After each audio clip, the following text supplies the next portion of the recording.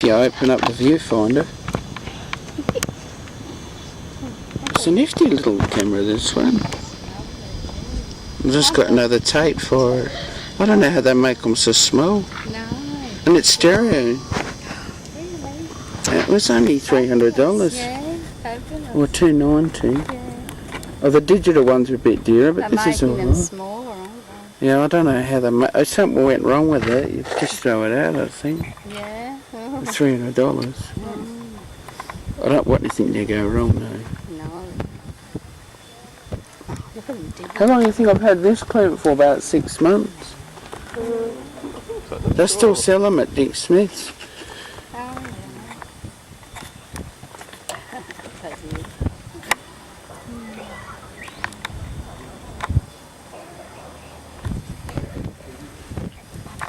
Is that all they've got? Right? Is that all they've got? Because they reckon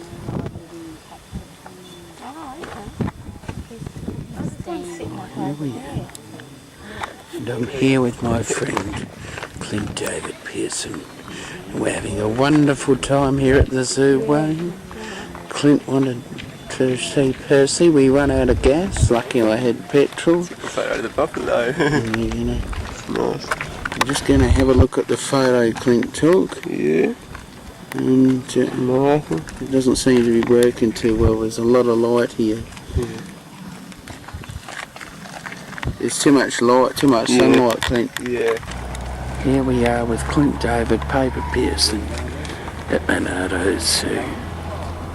He's looking like he's very alert, knows exactly what's going on here today.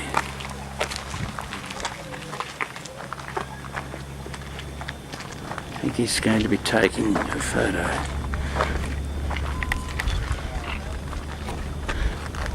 Oh look, he's digging a hole. Yeah. Is he doing his business? Number twos? Could be. Jeez. Clint's going to be David Attenborough today. Black skin, which stops them from getting sunburnt, and they have white fur, which means that they resist the heat of the sun. There's a beautiful thing there as a little baby, born not too long ago. There's such a rare animal that to have actually bred one is just such a joy to us. They're critically endangered and basically extinct in the wild, so it's very cool to have a youngster here. They can actually resist a change in their body of up to 8 degrees Celsius without suffering, and that's something that will send you or I into a coma, so they're an amazing creature. During World War II, the soldiers who were visiting North Africa couldn't tell their families where they were, but they would write in letters that they had seen a twisty-horned white antelope, and from that their families were able to derive that that's where they were. It was in far northern Africa, so that was quite handy. But those twisty horns have been their downfall because it's trophy hunters that love them. The other creatures you can see, the browner ones, are the Barbary sheep. They've got brilliant heavy horns. If you've handled the skull on the touch table, incredibly heavy, and yet it forms a useful counterbalance for them when they're frolicking amongst the rocky outcrops which form where they tend to live. When they're being chased by a predator, their adaptation is to stand stock still for up to 6 hours at a time, which is handy if you're being chased by an animal that spots you by movement. You do that, Clint. Probably not if you're being chased by a person with a telescopic sight, because it makes you a particularly easy shot. Hire for weddings, parties, birthdays, all sorts of good things.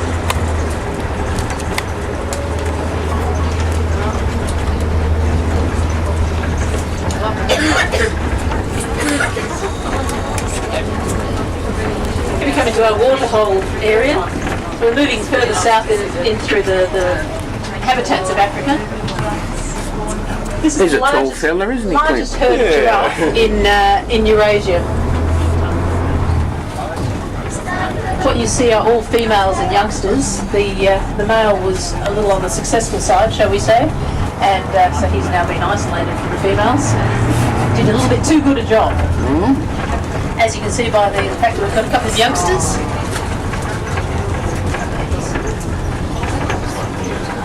Now look at this cutie pie coming up here just at the front on the left. It's about 3 months old. Oh, the baby. Baby's down there. He's quite big still. And ducks in the water, Clint. Yeah. Out for the tray. Thanks for that. The giraffe. I like the chicken. Yeah. Chicken was on holidays. Amazing creatures, giraffes. Up to 4.5 metres tall for the males. Sorry, 5.5 metres tall for the males. Females 4.5 metres tall. The early people used to think they were the result of a breeding between a camel and a leopard, which is how it got its name, camelopard. Oh. They've got very, very thick skin, which helps to keep their blood pressure up. Otherwise, there'd be no way of getting the blood all around that incredible distance. And yet, whilst you might think they have a long neck, they have just as many neck vertebrae as we have, which is 7. They're just a jolly lot larger than the ones we have in our necks. Yeah, they would be. He's a tall fella, isn't he? If you can see any of their tongues, they use their tongues to tear bark and leaves off the trees that they graze from. Because they can't I might live take on one leaves. home, Clint. How cute is he? He's about 6 weeks old, is that correct? 19th of September. 19th of September. They're just like a little miniature version of the big ones. Oh, there he is. A cutie. Now, when they're born, they drop 2 metres to the ground, and they're 2 metres tall. You might think that's harmful for them, but there's actually one here that was born from a mother that was lying down, and he's the one with the kink in his neck. So it obviously does them the power of good. Look at their mum is. Often they'll just sit there all day waiting for mum to turn up, because the trick with them is when there are predators around, they just sit quietly and don't draw attention to themselves. The staff don't need any kind of special identification chips or anything to know which is which around here. They have each of them are unique in the pattern on their coat, so they're all identifiable like that. On your left we have a herd of eland, the largest antelope. They're not a rare one. They're losing their habitat, but as a matter of fact, they're breeding up because they're now starting to use them as a domesticated animal and farming them because they're great for meat and also as a dairy animal. One of the nifty things about them is in a land where there isn't a whole lot of refrigeration in some places, their milk can be kept for up to 3 days without refrigeration, so that's a very handy adaptation for both the people and for the animals. Very handy indeed. How the milk goes on. Youngsters of the elands can actually clear a 2-metre fence from a standing jump, so they're quite the athletes. Wish I could. And can run up to 60 kilometres an hour, and they stand about 2 metres tall at the shoulder on the largest ones, so they're a pretty tremendous animal. And as you can see, there's plenty of meat on that too, so they'd be great for all forms of farming. Zebra crossing. They're kept in another enclosure which we'll pass through soon, but at the moment we've got them isolated because whilst they're a young giraffe, they tend to not like having young animals of other species near them because it will, in their mind, draw predators, and therefore they'll actually try to be water buffaloes. Sometimes they're hard to find. Yeah, they're right there, aren't they? One of our eland does show a sign from one of its unfriendly zebra neighbours where it's missing 2/3 of its tail. That's what happens when you let the zebra get near them. They actually nip off the tails. That's where they start. So that's the point at which we keep them separated. The 2 large dark antelope, you can't quite see, but they've actually got a circle on their backsides, almost like they sat on a toilet seat which had wet paint on it. These are 2 males. They have quite a strong musky scent, and that can permeate the meat. It does make them rather unpalatable to anything other than the most desperate of predators. However, if they are being chased by that desperate predator, they'll usually make their way to a waterhole and throw themselves in where they feel safer until the crocodile decides to finish them off. So it's danger from all sides. But these are just two males that we keep here.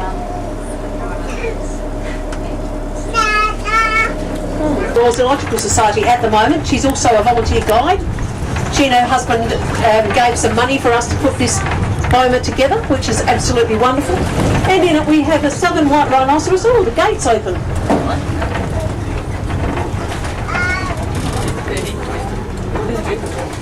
Look at all the They business. have possibly people putting the rhino to bed. He must have gone away. No, his gate's open. So where's the guy male? there. Unless Yeah. that's him there. There is a man there. No, the male rhino.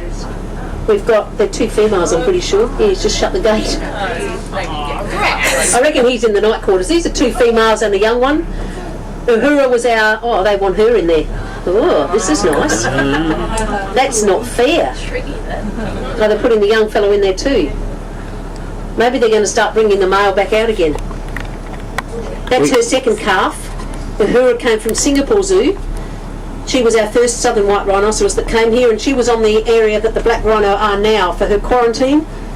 Then she was left out there when we got the 7 wild-caught white rhinoceros from Africa. They all did their quarantine in this area, which was especially built for that.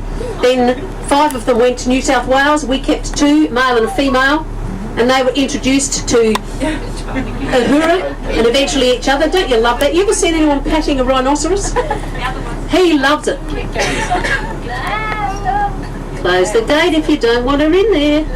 And they're dangerous, are That's they? better. Are they dangerous animals? Not really. They'd be like a pet dog, except that they've got that huge weight. So if you scratch your dog behind the ear, what does he do? He leans on you because he thinks it's lovely. Well, if they leaned on you, what would happen? Crash. And they're just wonderful animals. They get spooked relatively easily, so you wouldn't want to be in there. So if you're in with a rhinoceros, you need to be singing or talking or making noise so they can follow where you are. They've got exceptional hearing, but their sense of sight is a bit poor. Their sense of smell is good. The keepers love them. I think Tony talks about them like they're almost his children. Wonderful. They've been hunted for their horns. The horn is made of a protein called keratin, which is the same as you've got in your fingernails and your hair. So I think we should bag up all the hair and fingernails from overseas, which is what I said about the black rhino. National Geographic things that they often make the kill that they need. The trouble is, while they're trying to get their breath back, quite often another animal like a hyena or a wild dog will come along and steal their kill. So they're not always successful. What we have here is the 3 young from the litter of 8 cubs that we had. These guys are 4 years old last September, just gone. They were a litter of 8. 2 died within the first week. The other 6 had to be hand raised because the female had an infection under her tail and couldn't feed the young. And of course, once they were reintroduced to her a week or 2 later, she wouldn't take them, because in the wild, once the babies are gone, they think they're dead, they get on with life and forget about it. That's the way they deal with it. So they wouldn't take them back. So they were hand raised by the keepers here, something that they were not prepared to do because we like nature to take its course. But cheetah are notoriously hard to breed in captivity, so to allow 6 to die is just something they couldn't do. So they were hand raised by the keepers, 2 hourly, up to 4 hourly feeds. They've been not trained, they've been conditioned so that if they come up to you and they try to lick your hand or jump up, they get a squirt of cold water and they don't like it. If they do the right thing, they get spoken to and they get a little bit of peanut butter on the keeper's fingers and they're happy. So they don't get any negative feedback, they just get a squirt. They are fairly well controlled, so you can actually go in with these guys for about $165. You can spend an hour in with these 3 cats with the 2 keepers, and she'll tell you all about them. You'll wash your hands to make sure you're not carrying any diseases from your cats, and you can spend an hour listening to them purr, touching them. They're beautiful. Oh, they purr? Yep, they purr quite loudly. Like a normal cat? Yeah. Lions don't purr because they roar. These cats don't roar, so they can purr. Apparently there's something in their vocal makeup. If they do one, they can't do the other. But these guys are just beautiful. It's anything 55 to 60 kilos is about their top weight. They've got hollow bones like a bird, so that they're very light. And when you see them, if they're let out the gate and they know there's a feed halfway down and you see them run, they are so light and wonderful to watch running. You could sit here all day and just watch them. The 2 boys up by the gate, about 3 months old, they've just about lost their stripes. Look at them, aren't they beautiful? He sits on the eggs and hatches them out after she loses all her bodily nourishment laying the eggs. Then she ticks off to get her strength back and do a bit of shopping at Target or something. And find another mate, and he looks after the eggs and brings up the heave in the rocks. These are not only scavengers. Everybody looks at them and thinks, oh, there. You see them in the movies and they always portray them as vicious scavengers. They hunt really well on their own, but they are also the cleaners of open areas because they eat every single part of an animal. The only thing they can't digest